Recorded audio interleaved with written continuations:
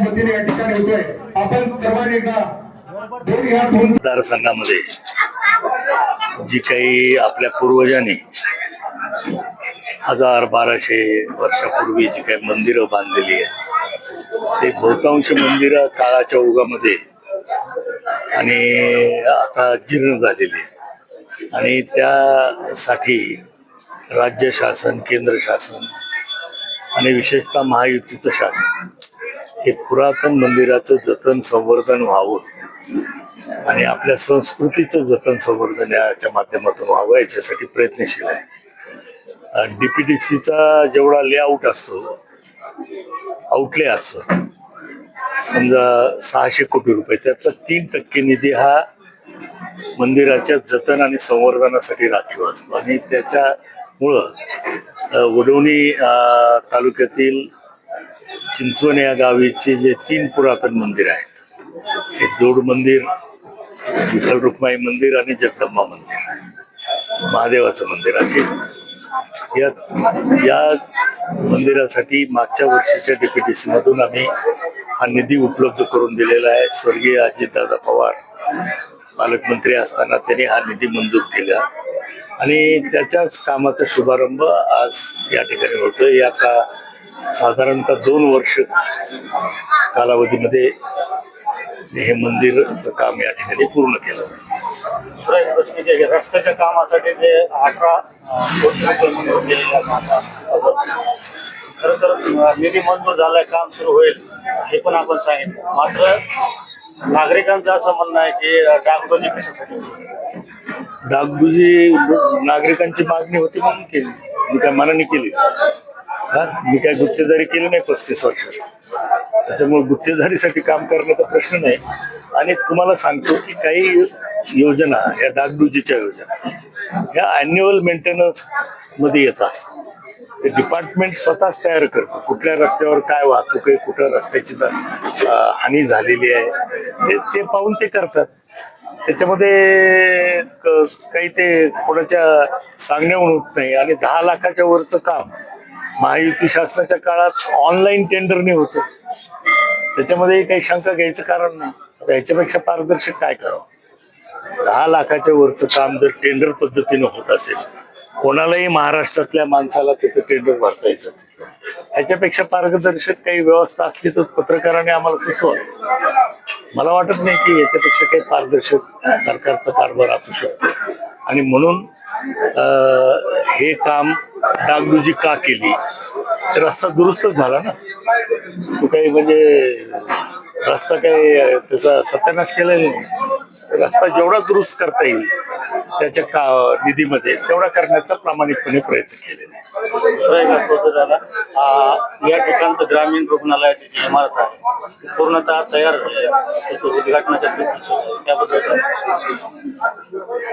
आता त्याचं उद्घाटन पालकमंत्र्यांना किंवा आरोग्य मंत्र्यांना त्या ठिकाणी आपण बोलू. हे मोठं काम आहे आणि निश्चितपणानं नजीकच्या भविष्य काळात त्याचं उद्घाटन लवकरात लवकर करण्याचा आम्ही प्रयत्न. रस्त्याबद्दल परत एक आणखी कारण निधी मंजूर झाला 18 कोटी रुपयांचा, डागडुजी केली जाते असं अनेक तक्रारी येते. मग डागडुजी का केली जाते? डागडुजीचं टेंडर वेगळं होतं साहेब, याचं टेंडर वेगळं होणार आहे. मला काय कळतच नाही. डागडुजी केली तर का केली असे विचारणारे पहिले पत्रकार मला दिसले. आता डागडुजी करणं, दुरुस्ती करणं हे फार थोडा निधी असतो, त्याच्यासाठी फक्त 30 लाख रुपयाचा निधी होता. आता हे 18 कोटी रुपयाचं काम होणार आहे, म्हणजे चांगल्या पद्धतीचं काम. माजलगाव मतदारसंघामध्ये धार्मिक कार्यासाठी त्याच्या विविध मंदिरांसाठी कोट्यावधीचा निधी मंजूर केला आहे. आपल्या आवडीचा चिंचवणमध्येही भरपूर निधी मंजूर झाला आहे. मात्र वरुणी तालुक्यात राजा हरिश्चंद्राचं तीर्थक्षेत्र आहे, यासाठी काही आराखड्यामध्ये काय आणखी? मी आता सांगितलं, म्हणजे भाषणात सांगितलं की आपण केंद्र शासनाची प्रसाद नावाची योजना आहे, त्याच्यामध्ये जवळजवळ आपल्या मतदारसंघातल्या 60 ते 70 मंदिराचा प्रस्ताव आपण तयार करतो. काही पुरातन मंदिर फक्त पुरातत्व विभागाकडे येतात, काही जिथं लोकांनी स्वतःहून नवीन बांधलेलं आहे ते काही पुरातत्व विभागात येत नाही, पण त्याच्यासाठी प्रासाद योजना आहे, तर त्याचा आराखडा बनवण्याचं काम चालू आहे. तो आराखड्यामध्ये आपण निश्चितपणानं हरिश्चंद्र पिंपरीचा म्हणजे राजा हरिश्चंद्राचा समावेश करू.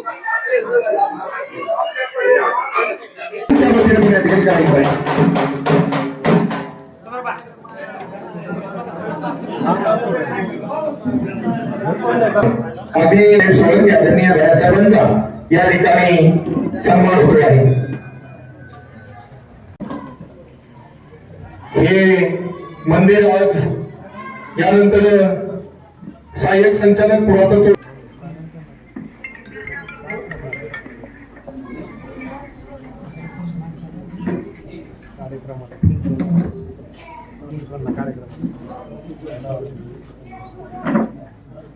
यानंतर वरवणी नगरीचे नगराध्यक्ष आदरणीय शिशिरबाबू जगताप यांचा या ठिकाणी सन्मान होईल. त्यांचा सन्मान चिंचवण सेवा सहकारी सोसायटीचे संचालक तथा पत्रकार शिक्षक हनुमंत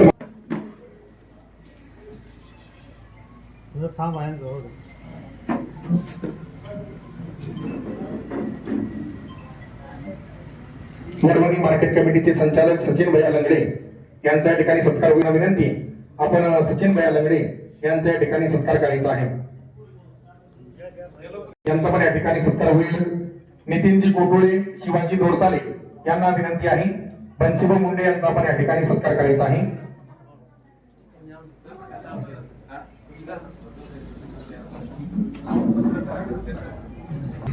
नेते आदरणीय महादेव भैया आंबोळे यांचा पण या ठिकाणी सत्कार होईल. त्यांचा सत्कार जगन्नाथ नेटके, नानासाहेब मात्रे यांना विनंती आहे. रणजित आप्पा मस्के यांचा पण या ठिकाणी सत्कार करायचा आहे. आपण बजरंग आप्पा साबळे यांचा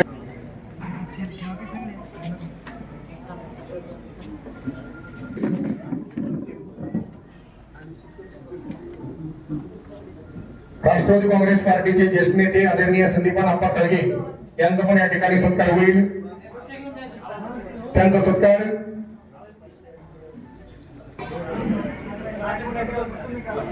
आपल्यामध्ये उपस्थित राष्ट्रवादी काँग्रेस पार्टीचे युवा नेते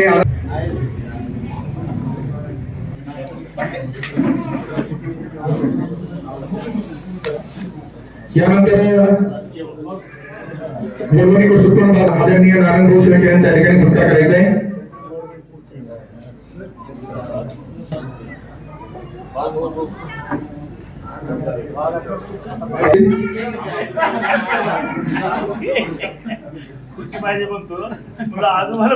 आपण माधव प्रकाश शिंदे यांच्या ठिकाणी सत्कार करायचा आहे.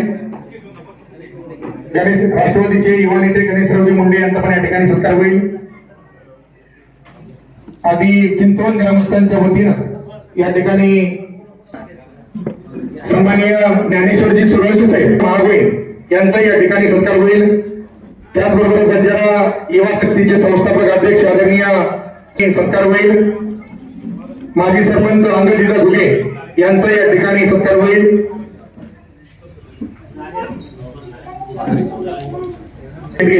यांचा या ठिकाणी सत्कार होईल.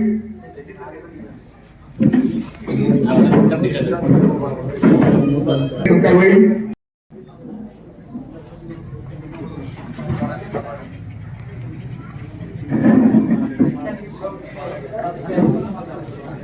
सरपंच गणेशरावजी आंबुरे यांचा या ठिकाणी सत्कार होईल. गोविंदरावजी पादारे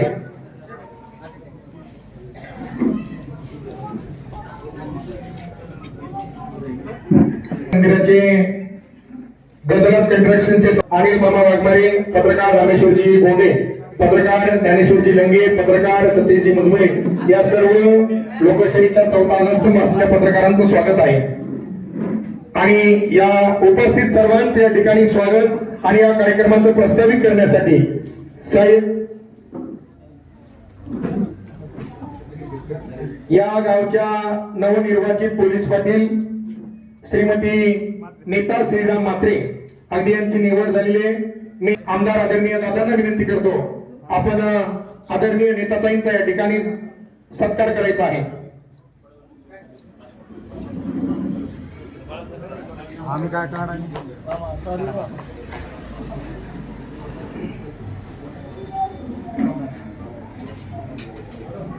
आणि विठ्ठल मंदिर या दोन्ही मंदिराच्या जतन दुरुस्ती कामाचा शुभारंभ झालेला आहे. पण या कामाला मान्यता मिळण्याच्या मागची जी पार्श्वभूमी आहे ती मी तुम्हाला सांगू इच्छिते.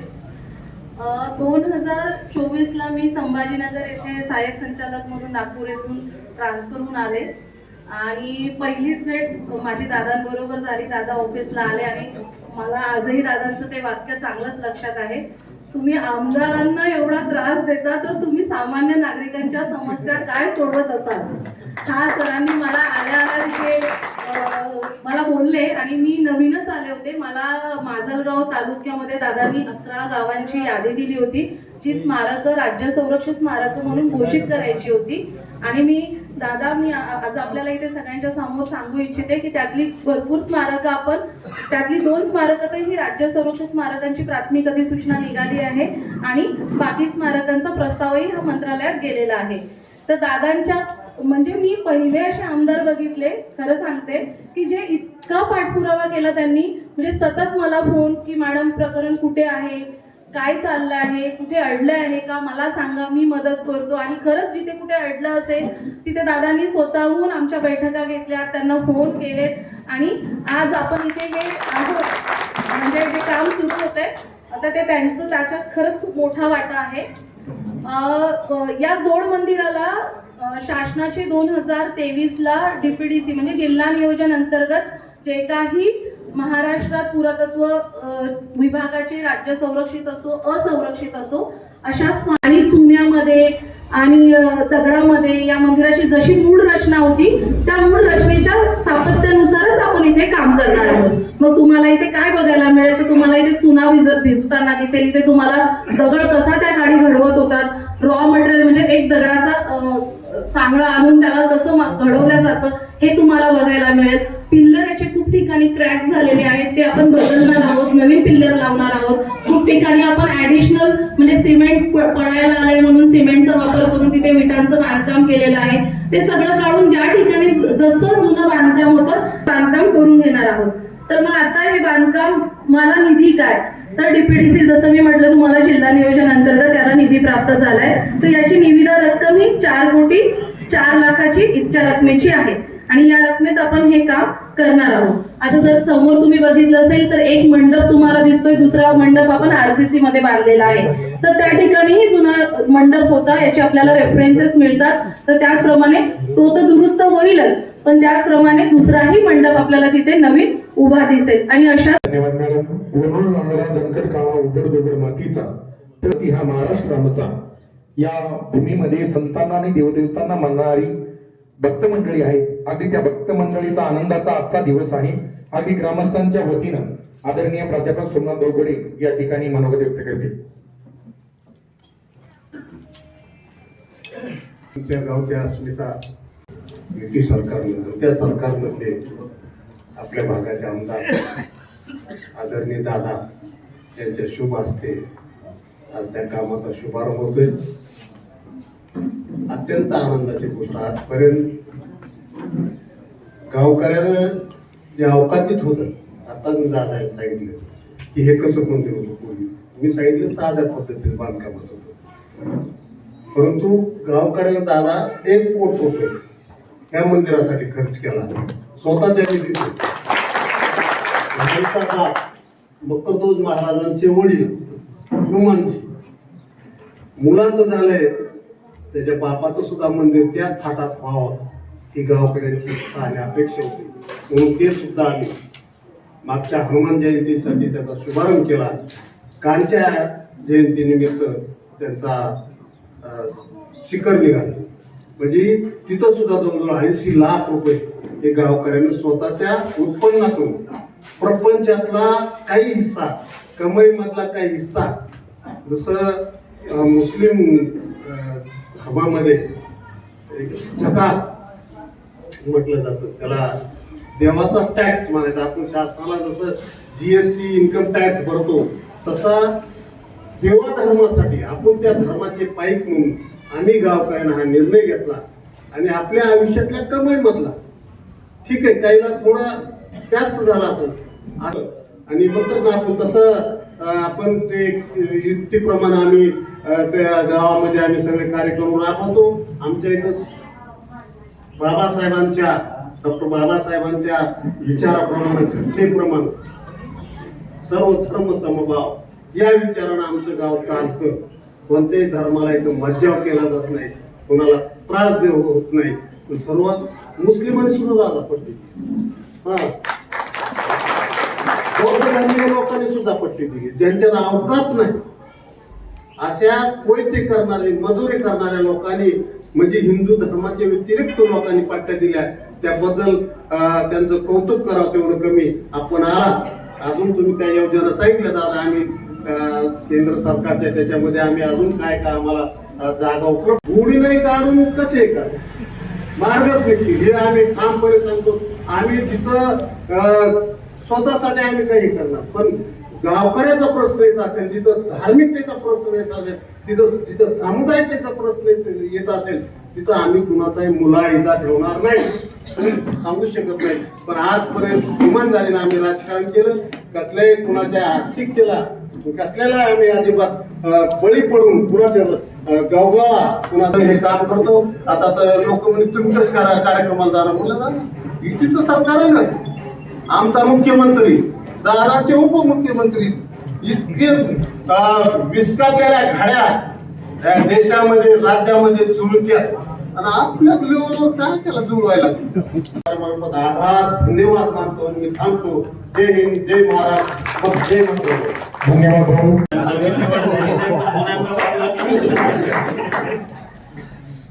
या ठिकाणी आज जोड महादेव आणि विठ्ठल रुक्मिणी मंदिराच्या या पुरातन विभागामार्फत होत असलेल्या या कामाच्या उद्घाटनासाठी उपस्थित आपल्या सर्वांचे लाडके आदरणीय दादा, या ठिकाणी उपस्थित आदरणीय सोमनाथ सर, या ठिकाणी उपस्थित सर्वच मान्यवर समूहांनी जसं सांगितलं तसं 2024 नंतर याचा अभ्यास दादाने खूप त्याच्या अगोदर केला.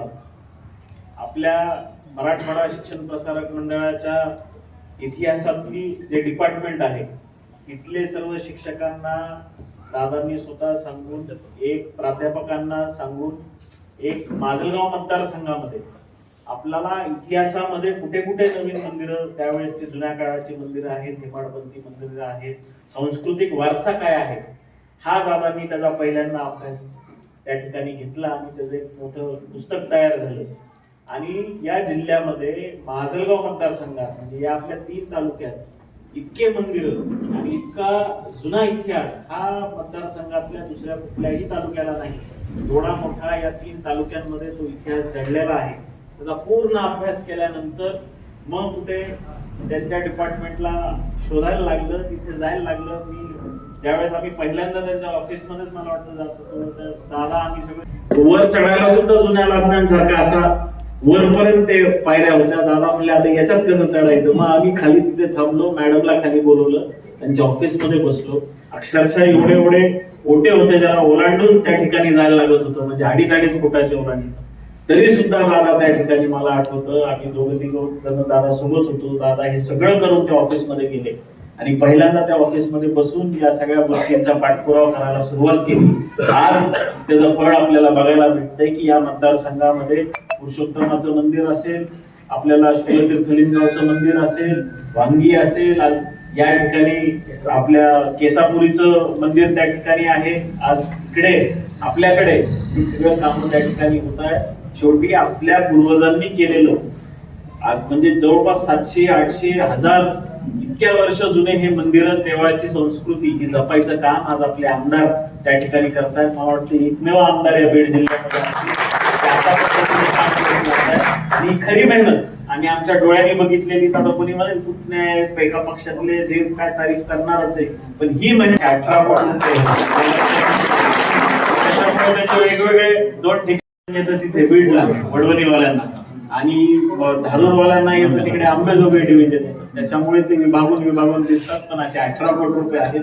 परत गैरसमज व्हायला नको, कारण मी आत्ताच येत असताना चौकात मी बघतो लोकांचे गैरसमज. रस्ता मंजूर झाला त्यावर म्हणत होते रस्ता बघा कसा झालेला आहे, किती खराब झालेला आहे. म्हणलं 18 कोटी आता मंजूर झाले, आता इथून पुढे घाई सुरू होती. पैसे मंजूर झाल्यानंतर लोकांना पण असं वाटतं की 2च महिन्यात काम उरकून टाकावं ठेवलेलं आहे. आपण सर्वजण या मंदिराच्या कामाला सहकार्य कराच.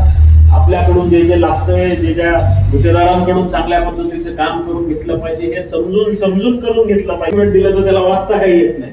मी असंही बघितलंय तर गावातले शिकलेले सवरलेले लोक, मी त्यांना सुद्धा सांगेल की आपण पुढाकार घ्यावा, त्याच्यामध्ये लक्ष घालावं आणि चांगल्या क्वालिटीचं काम होतंय ते निश्चितपणाने बघायचं काम गावकऱ्यांचं सुद्धा आहे. त्याच पद्धतीचं काम या रस्त्याचं सुद्धा होईल, याची सुद्धा सर्व आशीर्वाद ठेवावे एवढीच विनंती करतो. माझी जागा घेतो. धन्यवाद.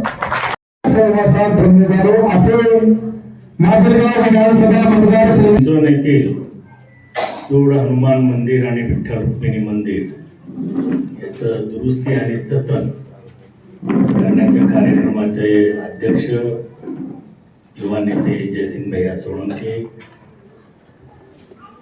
आमचे युतीतील सहकारी सोमनाथ भाऊ बडे,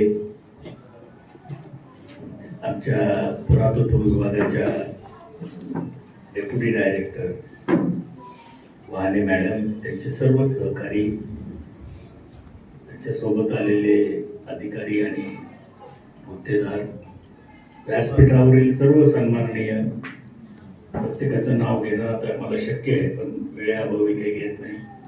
सगळेच वडवणी तालुक्यातील मान्यवर नेते, कार्यकर्ते, गावातील वडीलधारी ज्येष्ठ मंडळी, माता भगिनी, तरुण मित्रांनो आणि पत्रकार बांधवांनो,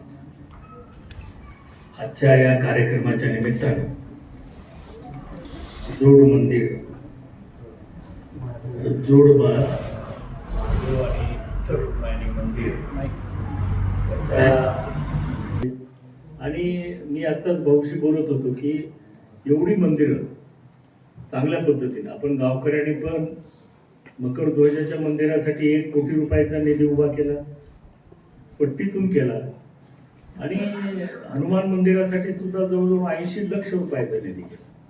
म्हणजे हे दोन्ही मंदिरं या ठिकाणी व्हावीत या दृष्टिकोनातून गावकऱ्यांनी केला आणि ही पुरातन मंदिरं यासाठी विशेष करून आपल्या जिल्ह्याचे माजी पालकमंत्री आणि राज्याचे उपमुख्यमंत्री कैलासवासी अजितदादा पवार यांनी हा निधी DPTC मधून आपल्याला मंजूर केला. पालकमंत्र्याचा अधिकार असतो, तेव्हा आम्ही प्रस्ताव दिला मॅडमनी आणि अजितदादांनी त्याला मान्यता दिली. हे निश्चितपणानं अजितदादामुळंच हे एवढा मोठा निधी आपल्या तिन्ही मंदिराला मिळाला, हे आपण कायमस्वरूपी लक्षात ठेवलं पाहिजे. रुपयाचा रस्ता म्हणजे वडवणी ते छेटेगावात या कामासाठी 18 कोटी रुपयाचा निधी बजेटमध्ये आता मंजूर झालेला आहे. तेही काम रितसर आता त्याचं टेंडर होणं आणि ती प्रक्रिया एखादा महिना 1.5 महिन्यात पार पडेल आणि निश्चितपणानं भविष्य काळात हा चांगला रस्ता व्हावा आणि दळणवळणाची जी गैरसोय झाली होती आपली ती दूर व्हावी या दृष्टिकोनातून पहिलं प्राधान्य मला जेव्हा संधी मिळाली तेव्हा या रस्त्याच्या कामासाठी मी 18 कोटी रुपयाचा एकदम निधी उपलब्ध करून दिलेला आहे. यानंतर भविष्य काळात मी भविष्य आता बसल्या बोलत होतो की एवढी मंदिरं आपल्या चिंचवड नगरीत आहेत, तर हे निश्चितच एक पर्यटनाचं केंद्र होऊ शकतं आणि हे पर्यटनाचं केंद्र व्हावं या दृष्टिकोनातून पर्यटन आपल्याकडं आकृष्ट होते आणि एकदा पर्यटन वाढलं फार मोठ्या प्रमाणात रोजीरोटीचं साधन मिळतं.